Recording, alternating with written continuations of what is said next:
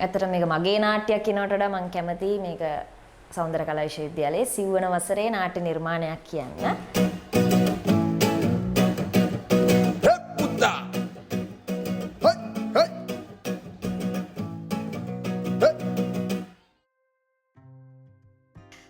අපි තුන්වන වසරේදී ඉගෙන ගත්ත සබ්ජෙක්ට් එකක් scrutinizing classical dramatic text. එතකොට අපි මේ සබ්ජෙක්ට් එක අවුරුද්දක් පුරාමටම ඉගෙන ගත්තා. ඒකෙදි වෙන්නේ සම්භාව්‍ය නාට්‍ය කෘතියක් ඊටම විමර්ශනාත්මක අධ්‍යයනයක නිරත වීම සහ ඒක කොහොමද ප්‍රායෝගිකව වේදිකාවට ගේන්නේ කියන එක තමයි මේ සබ්ජෙක්ට් එකේදී අපි ඉගෙන ගත්තේ. එතකොට අපි ඒකෙදි ඉගෙන ගත්ත ස්ක්‍රිප්ට් එක තමයි ෆෙඩරිකෝ ගාර්සියා ලෝකාගේ බ්ලඩ් වෙඩින් කියන්නේ.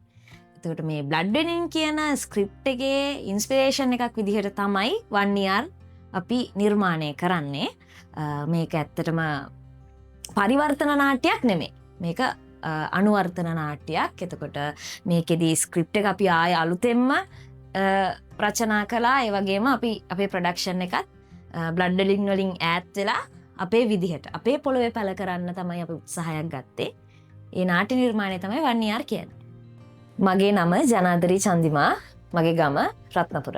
නාට්‍ය ප්‍රොසෙස් එක ගැන කතා කරනවා නම් එතකොට මේකේ රචනයත් ලොකු පර්යේෂණාත්මක ක්‍රියාවලියක් යටතේ තමයි සිද්ධ වුණේ. මොකද අපි ලංකාවේ දේශපාලනය, ලංකාවේ ඓතිහාසික බලකේන්ද්‍රීය දේශපාලනය මේ සෞන්දර්යාත්මකව කොහොමද ඉදිරිපත් කරන්න කියන එක තමයි අපි උත්සාහ කළේ මේ නාට්‍ය ඔස්සේ. එතකොට අපි දේශපාලනය දැනගන්න ඕනේ, අපි මනෝවිද්‍යාව දැනගන්න ඕනේ, සහ අපි ලංකාවේ මේ ජාතීන් දෙකක සංස්කෘතික සුසංයෝගයක්. එතකොට අපි ඒ කල්චර්ස් ගැන අපි වෙනම අධ්‍යයනයක නිරත වුණා. එතකොට මේක ඊටාම විශාල විෂය පරාසයක්, ලොකු අපසරියක් තිබ්බ මේ ක්‍රියාවලිය. එතකොට අධ්‍යක්ෂණය ගැන කියනවා නම් අධ්‍යක්ෂණයේදීත් අපි රියලිස්ටික් සහ ෆැන්ටසි කියන දෙක අතරේ යන නාට්‍යයක් මේක.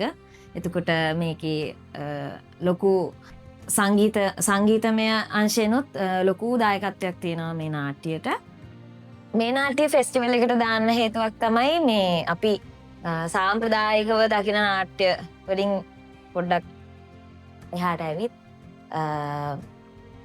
අධ්‍යයන කාර්යයක් විදිහට දැන් නාට්‍යකින් අපිට පුළුවන් ද නොලෙජ් එකක් ගන්න ලංකාවේ ඓතිහාසික. මොකද මේකේ ඇත්ත තොරතුරු සඳහන් වෙනවා. හැබැයි සෞන්දර්යාත්මකව සඳහන් වෙන්නේ අපි අපේ ජෙනරේෂන් එකට එහා. ඒ කියන්නේ 80 දශකයේ ලංකාවේ 80 දශකයේ තිබ්බ දේශපාලනය පදනම් කරගෙන තමයි මේ නිර්මාණය සිද්ධ වෙන්නේ. එතකොට ඒ කාලය ගැන යම් අවබෝධයක් ලබා ගන්නත් මේ 1 year නාට්‍ය අපිට දැන් 1 year කියන නාට්‍යයේ මූලිකවම කතා කරන දෙයක් තමයි ස්වභාවිකව මිනිසාගේ තියෙන හැඟීම් ටික අපිට සංස්කෘතික බැම්මෙන්වත් වෙන කිසියම්ම හෝ ආකාරයකින්වත් සීමා කරන්න බෑ කියන එක. ඒ කියන්නේ අපේ අභ්‍යන්තරයේ තියෙනවනේ ආදරය, වෛරය, පරිගැනීම කියලා හැඟීම් කොට්ටාශයක්.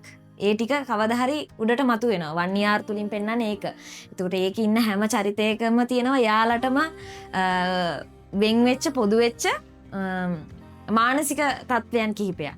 එතකොට ඒවා එකිනෙක කොහොමද ගැටෙන්නේ, ඒවා අන්තිමට කොහොමද පුපුරා යන්නේ කියන එක 1 year තුලින් අපිට දකින්න පුළුවන්. ඒ වගේම භූමියේ විෂමතාවය අදාළ වෙන්නේ නැහැ මිනිස්සුන්ගේ හැඟීම් කියන එක. ඒ කියන්නේ ස්පාඤ්ඤයේ ජන සමාජයේත්, අප්‍රිකාවෙත්, ලතින් ඇමරිකාවෙත්, ලංකාවෙත් දේශපාලනයේ සමානතා තියෙනවා, මිනිස්සුන්ගේ හැඟීම් වල සමානතා තියෙනවා කියන එක අපිට 1 year බැලුවහම දැනගන්න පුළුවන්.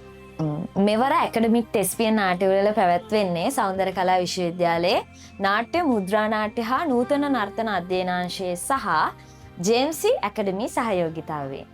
ඔක්තෝබර් 30 වෙනිදා රාත්‍රී 7ට සෞන්දර්ය කලා විශ්වවිද්‍යාලයේ පණි භාරත රංගශාලාවට ඇවිත් නරඹන්න ඔබට අවස්ථාව තියෙනවා.